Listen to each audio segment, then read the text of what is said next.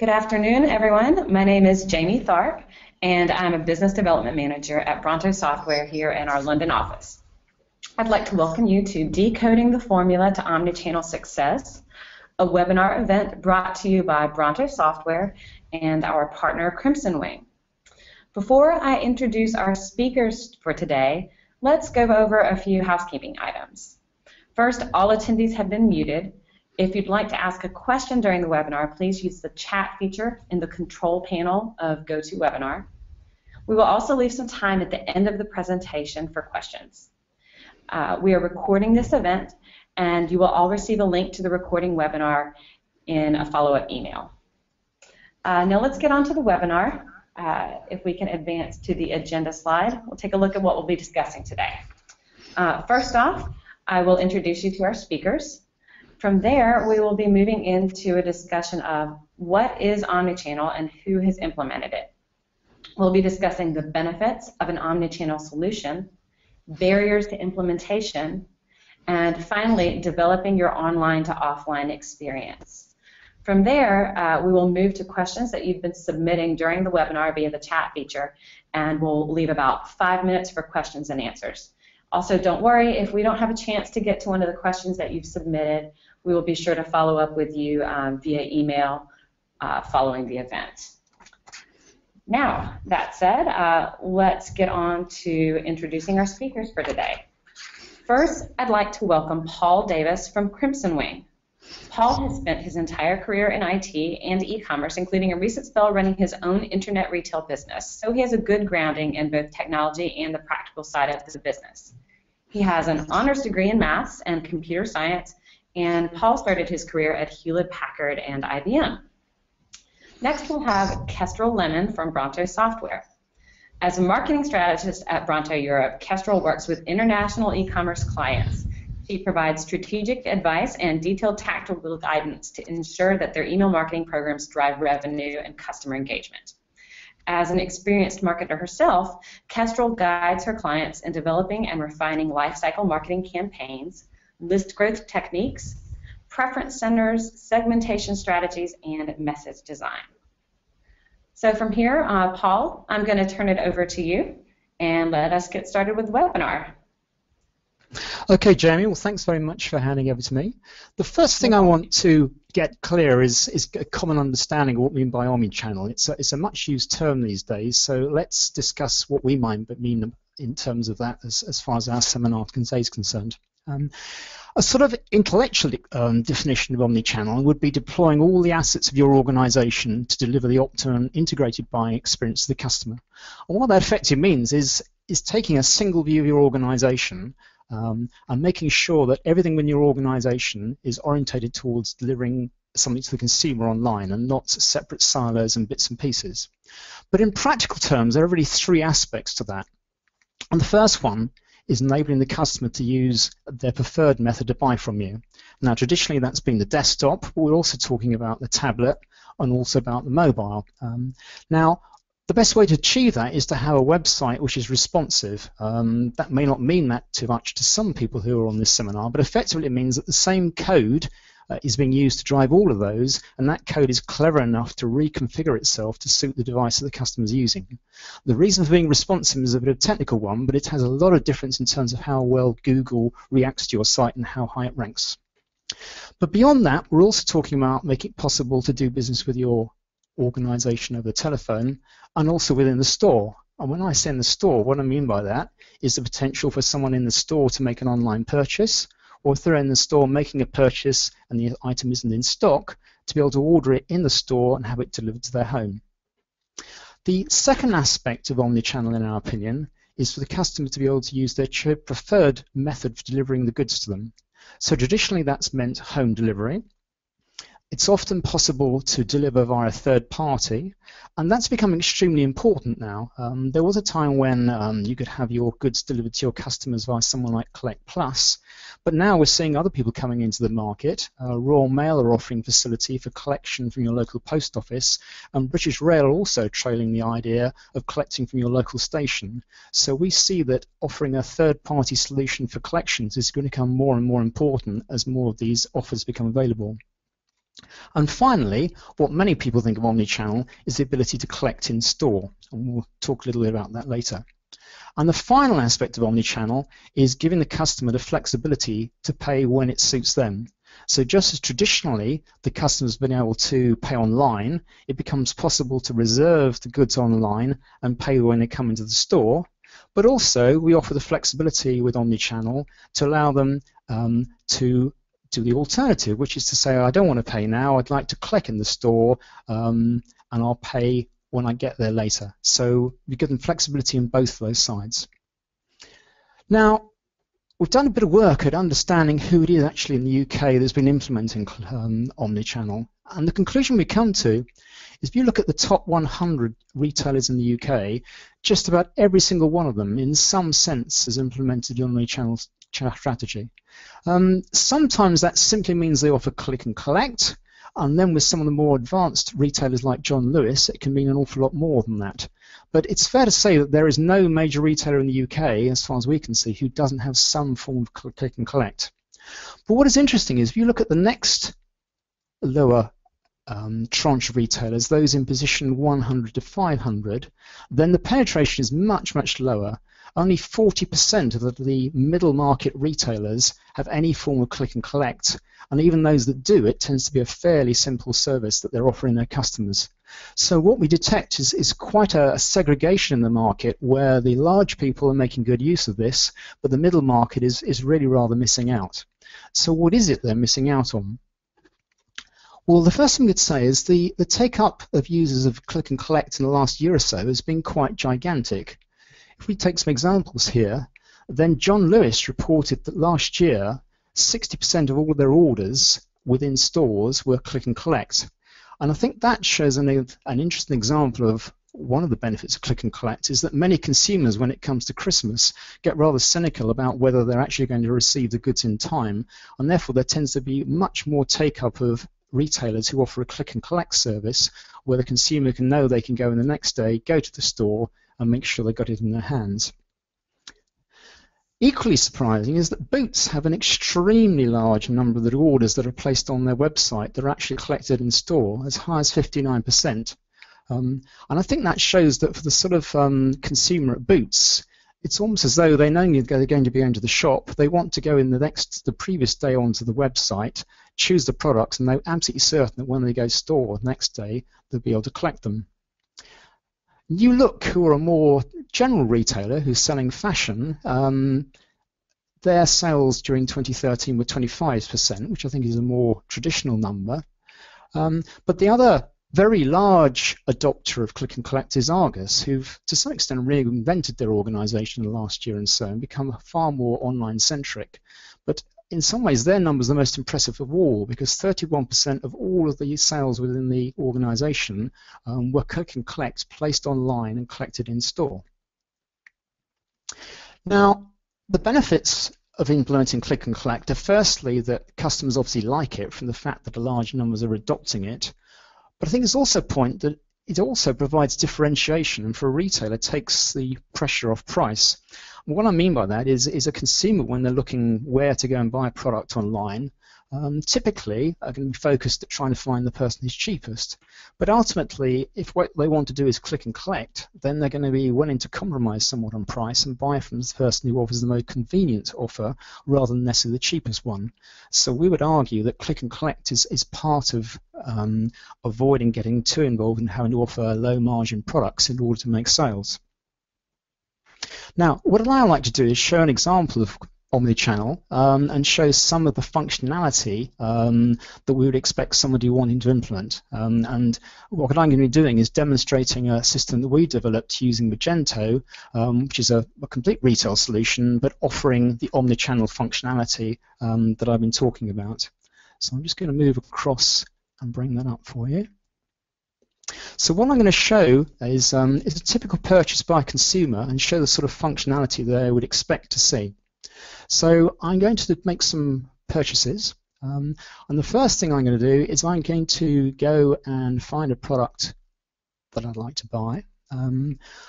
What you notice here is that I've already logged on, so this system knows that my store that I use most often is the Trickley one in Twickenham, which is my local store, and I can go and check first the fact that, well, I think I'd rather fancy going and picking that pillow up rather than having it delivered, so I have the ability to go and check whether my local store has actually got that in stock.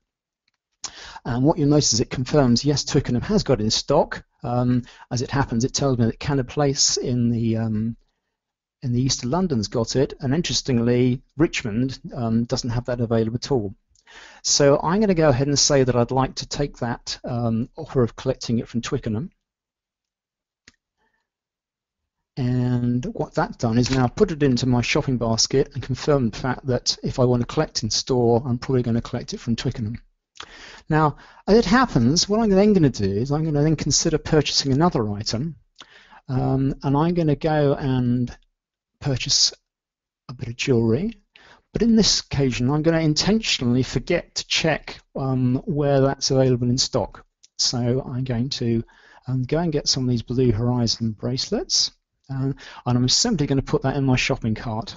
What I'm going to show you is the need for a bit of sophistication here, because what you notice when I add it to the shopping cart is it's pointing out to me the fact that whilst it was fine to collect the pillow from Twickenham, actually the bracelets are not in stock in Twickenham, and therefore as a result of that I need to rethink that a bit.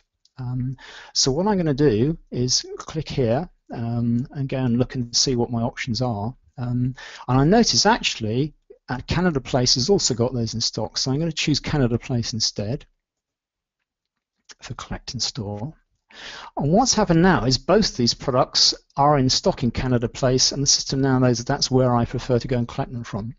So I've now got the two things that I want. I know that I can go and collect them in store, so I'm going to proceed to the checkout.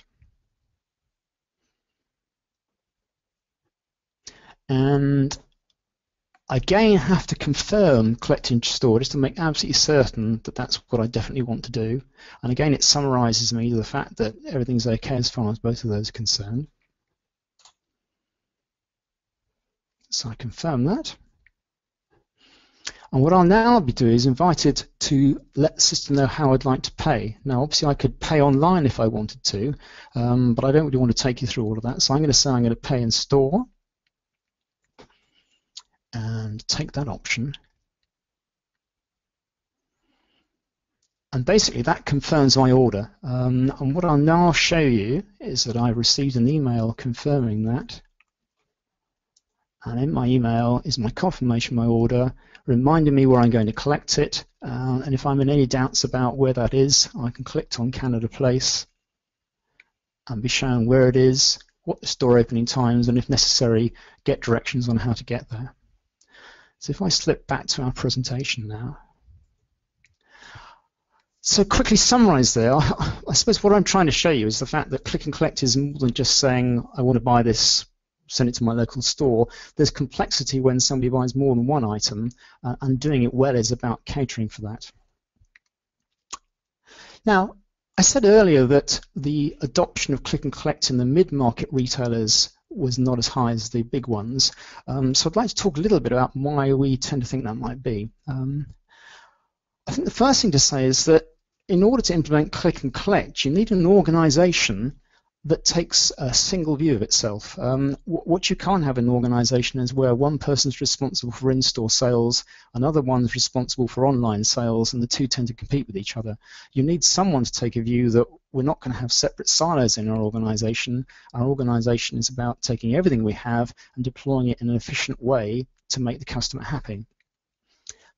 The second thing is one of cost. And I think the challenge there is that for many people who have an existing online system, actually adding click and collect and Omni-Channel to what they've already got can tend to be rather expensive. But in some ways, one of the biggest barriers is the existing infrastructure. And if I could elaborate a bit on that, in order to have any form of click and collect, really you have to be able to do one or two things. You either be able to deliver regularly from your central depot to the store, which is what, for example, John Lewis do. Everything that John Lewis sell online, which is click and collect, they're making a decision on whether they can do it on the basis of their central inventory, and they ship that overnight to the store that you choose. So they have a very smart logistics system, and they can make their decisions as to what is available to the customer simply based upon that central inventory.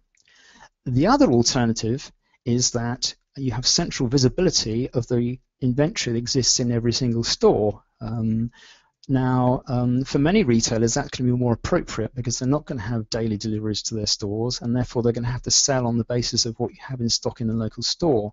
But again, for some of the smaller retailers, it's quite tough to have an IT system that means that you can centrally have visibility of the inventory that exists in the EPOS systems in every single one of the stores. So that tends, in our opinion, to be the challenge as much as some of the issues that we discussed before. So in terms of summarizing, I tried to make it clear that Omnichannel requires a vision. I made it clear that we approve the fact that it's extremely popular with consumers and the take-up is high. And unfortunately, that medium-sized retailers tend to be missing out on what I think would be considered to be a quite significant opportunity. And what we as an organisation do are keen to work with the medium-sized retailers to try and make it possible to implement Omnichannel with a realistic budget. So if I can now hand over to Kestrel, and Kestrel now is going to talk about relationship marketing and how that takes a part in Omnichannel. Great. Thank you so much, Paul. So for today, everyone, I wanted to go through really kind of backing up a little bit to before somebody gets to the experience that Paul was just speaking to and how we can actually get them back to your online store or physical store. So if we just take a look at, if you just go to your inbox and really look through almost any of promotional messages that you see today, we're seeing a lot of big trends as far as omni-channel and getting people to interact more online and offline. So just as a random sampling, I went through and found some really great examples that I see as being trends that are going on in the industry right now. So the idea of having in-store events, definitely very popular around peak seasons. So for instance, right now, being so close to Christmas, I've seen a lot more events about coming in to find your holiday clothing or gifts, things like that nature are going on. And I also see this happening around other peak seasons, like for instance, a summer sale. This is an example from Petit Biteau. Hope I'm not mispronouncing that too terribly bad. But I think this is a really nice one because it does invite mothers and children to come to the event. So they're kind of pitching it more as a family event. So there's a craft workshop going on. It gives a specific time and place that this is going to happen. I think that this is a really great piece of engagement that gets people to move, of course, from online or on their phones to in their store to actually have a tangible event with their children. So I do think that that's very effective. This next example from Reese. Now here, very similar theme. So they're having an event, the Art of Dressing Up. It's going to happen Wednesday the 12th. The hours are listed there, 4 p.m. to the close of the Reese store. But unfortunately here, this is going to be kind of store throughout all of their stores. So you do need to figure out which store is closer to you. So let's say you go for it and you want to find out more. This looks like a great event. What could go on next? So you go to the site, and again, you are shown pretty much the same text that you saw before. Okay, great, there's a 10% discount that's kind of hidden in that copy there. There's going to be some music and styling, and apparently also some chocolates. But all of this is kind of, this is great, and most people would probably know where their closest store is. But let's say that you're in a different part of town than you would normally be in to go shopping. I think it would be really key in here to say, find your store here, something of that nature. Also, of course, a lot of the big perks of coming to this event are a little bit lost. So, for instance, there's free food, beverages, and 10% off. really not seeing that until I start to read in a bit more, and I think that that's a bit of a miss here, even though I'm sure that this will be a fantastic event.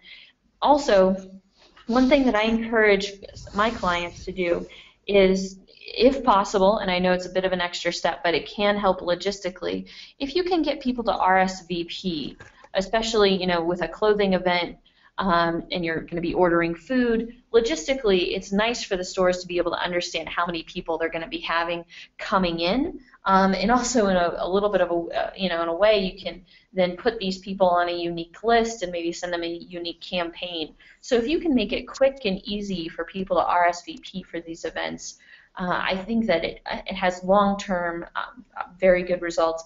Obviously, of course, you can pick up some kind of lead gen tool within the store as well, like people filling out a card to enter to win a raffle or something like that.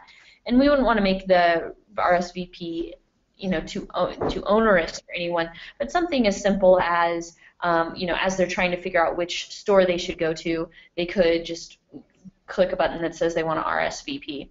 So I think that would help attendance and also, of course, each store to be able to plan a little bit better as well.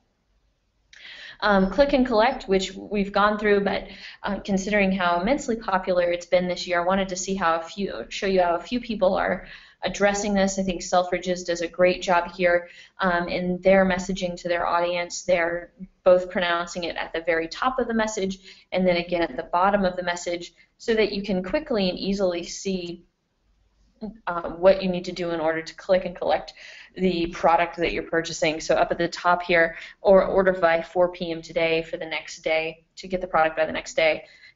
So this is obviously very well-known information that you could easily find on the website.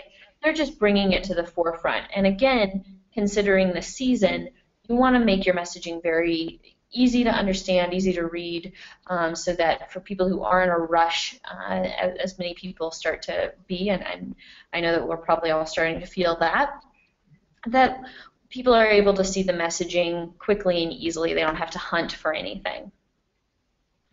Another one here, so this happy birthday message that Ted Baker has done, it's a great message, and what I think is interesting is that they've put, of course, this is their standard footer down here, that they've been able to store Locator and click and collect, to be able to put that on all of their messages, so that regardless of whatever might be going on, somebody has that option in here as well. Of course, very important for a store like Ted Baker, because people want to be able to come in and try things on, or order something from work and then be able to go collect it afterwards. So another thing that, obviously another item that's become very popular are apps.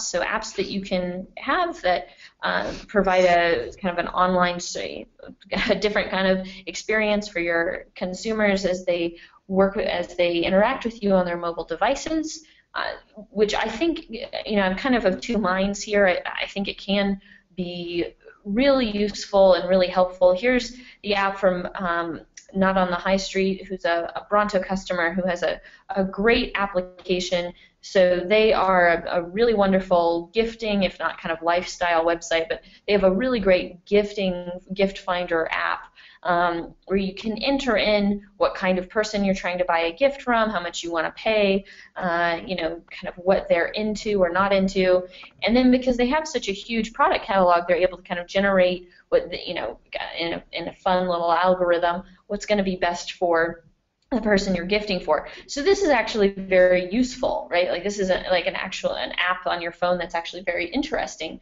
Whether you were to use it for just Not on the High Street, or if you just wanted to, generate some ideas. Of course, I would recommend buying from Not on the High Street, because they're an amazing company and they do a lot of great stuff. Now, to kind of on the other side of that, though, sometimes apps are very easy to use. They look really great, but I kind of wonder how much value they really hold. So obviously, House of Fraser does a lot of really amazing things, great in-store and online experiences. They're really doing some very innovative and interesting things. But I guess what I would challenge them and other retailers that have brick and mortars with is how different is this from just going to the site and finding what you need to find? So, I mean, really, this is just a shopping tool. And while I think some people may use this, to me, I don't find it very, very helpful. Now, if it gave me an ability to find like the dressmaker app or something like that, where I can just hone in on dresses and find a specific dress for an occasion, or a stylist app that allows me to kind of make up different styles as I go along to be able to find out what I need, that's great. But this is really more just a kind of a catalog, and obviously will show you where the different stores are and such. But I kind of question, couldn't I get that from the site or from Google? So I think when going to look and creating an application in the omni-channel world, people are really hungry for something that's going to give them some value that they can't just get from going to your site, because otherwise it seems a little bit like there's too much overlap. So finally here, just talking through, just to recap, I think, again, and I've said it before, but really, how can you be helpful for your customers? So click and collect, right? One of the main reasons it's so popular is because customers see it as being very helpful. They see it as being easy. They see it as, they have a pain point. Maybe that's delivery. Maybe that's they know they're going to be in the store anyways, and this gives them, one less thing to have to worry about. Whatever it might be, the Omni-Channel gives you a way to be able to make your customers' lives easier and to make you look like a more valuable brand. And so when you decide how do we want to use the Omni-Channel marketing, I think that can be a really strong compass. Another one, of course, while a lot of the solutions we're seeing are very innovative, very interesting, we can do a lot of fun things, you want to make sure that you have a solid idea with value that people are going to find, that people are going to want to pay attention to, and not just create something for the sake of creating it. Kind of like the emperor's new clothes. Just because you have an online site and you have stores, maybe an app isn't necessarily the best way to use Omni-Channel. Maybe some other form would be. So just kind of to question and kind of having a little bit of a dissenting opinion every now and again over kind of the different channels of Omni-Channel, to make sure that you're coming up with ideas that your audience is going to practically appreciate. So with that being said, that's really all I have for my part.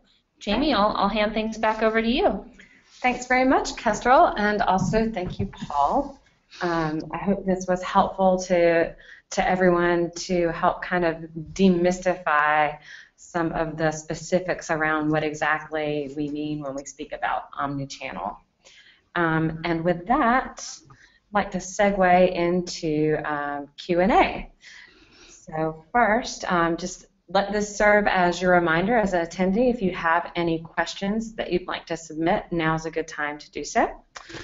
And with that, I've got a couple here that I'd like to start with. First, this question is for Paul. So Paul at Crimson Wing. The examples that you gave as retailers have a substantial estate of retail outlets.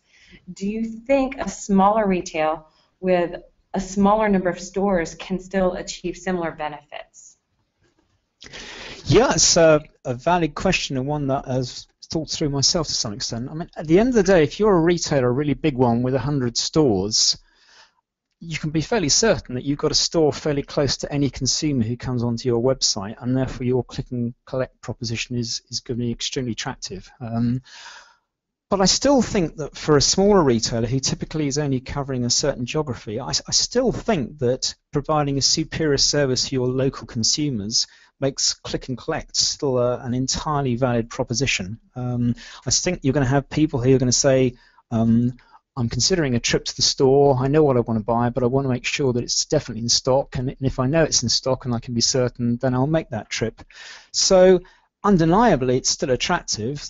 the point is, though, you can't afford to spend as much money on it. So I guess what I really would say is that for a smaller retailer with maybe 5, 10, 15 stores, I think the proposition is very attractive, but it's got to be done on an affordable basis, and it's going to be done leanly, because at the end of the day, you're not going to get the same sales as John Lewis. But I think the customers are still going to love it. Okay? Yep, that makes a lot of sense. Thank you, Paul. The next question I have here is for Kestrel from Bronto. What would you say would be an easy way for me as a retailer who does not have a lot of experience in implementing omnichannel solutions? What would you say would be a good way for me to get started trying omnichannel marketing? Yeah, so this is a question that I get a lot from clients who are just starting out, and I think that really what's kind of been an interesting part there is seeing clients that we were working with, 2 or 3 years ago, pioneering some new things at a small scale, and now they're, major pillars of their marketing programs, which, it's just really fascinating and rewarding to see. So just had to say that. But, if I was to say to get started now, of course, every company is going to be a little bit different, but you can always pilot something very simple, like a text to join or an in-store event, or just at a very small scale, some kind of click and collect to maybe a specific segment of people. Because obviously we're talking about kind of a customer service and logistics that need to happen too. And I think it's great and we do this quite a bit at Bronto, of course, beta test things. So, see how something at a small scale can work, and kind of what was the return on investment, what was the how did you implement it, how can you scale that, and then move on to, kind of assessing if it has value and making it more part of your program. But little tactics like I mentioned, in-store events, potentially partnering with another, potentially utilizing your partners in the space to be able to have an event together, or try piloting some kind of text to join. Those are all pretty low investment. Once you start getting into the app world and doing a little bit more, you want to be able to make sure you have some ground to stand on first. That makes a lot of sense. It makes sense to dip your toe in first before you go all in. Next question here is also for Kestrel from Bronto. How should I plan, or how do you think that omnichannel would potentially affect my larger team? So teams like customer service and others that will receive ancillary effects from omnichannel implementations. Yep, so this a little bit dovetails into what I just mentioned, but I think is just really key. And of course, as a lot of a while ago, we used to talk about how, the technology team and the marketing team, they're going to be the same thing. And really, of course, the trend is being that, these different teams that had kind of traditional roles are really branching out quite a bit more and really need to communicate more than they potentially have in the past. And so the moment you start talking about omnichannel, you start talking about, well, what are the people on the ground going to be doing to support this? Because the last thing you want is somebody to have a fractured experience of getting an email or seeing something on the site, bringing it into the store, and then and then the store clerk not knowing anything about this promotion or what's going on, and them having a bad experience because their expectations weren't set up correctly. So I think that you're really starting to talk about logistics, training programs, working with customer service to see what their pain points have been in the past so that you can agilely change things as needed. For you to be able to have, and I think one of the more effective things that I've seen people do, of course, is actually, have them go through the experience as the customer. So show them what the mobile experience is. Show them what's going on online. If they haven't already seen it, maybe they have, but show them and then say, okay, so when they come into the store, here's those expectations. And these are small things, but it ends up making sure that you avoid that fractured experience that a consumer could have if you don't put those programs in place. Thanks, Kestrel. That makes a lot of sense as well. Last question I have here. quick reminder, if you've got any questions, this is going to be the last one unless any others are submitted. Last question is for Paul from Crimson Wing. And the question is, do you think click and collect is a fad, or do you think it is a permanent change to how online consumers will buy? Okay. I have to declare, I've been quite surprised at the take-up of click and collect and how much people like it. I suppose my opinion is a bit influenced by the fact that I view myself as a time-poor purchaser, and therefore when I buy online, I'm always looking to make the most efficient use of my time and not have it delivered to home. So when I realized that a lot of people were using click and collect, I started asking people, well, do you use it and why do you use it? And the conclusion I come to is that there's a lot of people out there who are willing to go to a shop and want to go to a shop, but what they value is their time being used efficiently. So they want to go to a shop knowing for certain that the thing they want is going to be there and their time isn't going to be wasted. And I think now the consumers got used to that ability to plan a visit to the shop in an absolute knowledge that they're going to be satisfied and get what they want. I don't think they want to give up on that. So my honest view is that although the take-up of click and collect and Omni-Channel has been very, very rapid, I don't think it's a fad, and I think now the consumers got used to having that facility. I don't think they want to give up on it, and I think they're going to keep on using it, and they're going to demand it more often from more and more retailers. So I think it's here to stay. Thanks for that opinion. I'd sway my vote in that direction as well. So those are all the questions that we have for today. Just want to thank everyone for attending. And finally, just want to thank again our presenters today, Kestrel Lemon from Bronto Software and Paul Davis from Crimson Wing. And finally, for further information, if you'd like to engage with any of the speakers or either Bronto or Crimson Wing about the content that was presented today, or for that matter, any information about either of our organizations, please feel free to contact myself, Jamie Tharp, at Bronto Software, jamie.tharp@bronto.com, or from Crimson Wing, Paul Davis, the speaker today, pdavis@crimsonwing.com. And that concludes our webinar today. Thank you, everyone, and we'll be in touch with post-webinar emails to follow up.